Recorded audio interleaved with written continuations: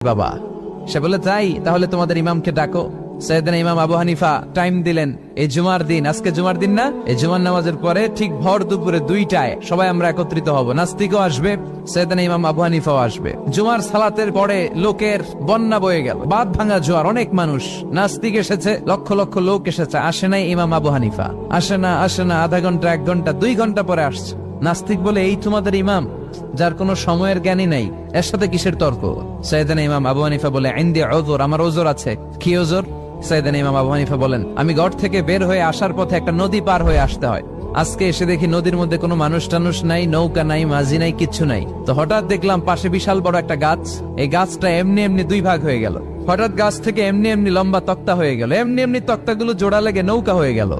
আর নৌকা আমার সামনে আসলো, মাঝি ছাড়া, লগি বৈঠা ছাড়া। আমি নৌকায় যেয়ে বসলাম, নৌকাটা আমার নিয়ে টান দিয়ে সাঁ করে ওপারে নিয়ে গেল। তো এই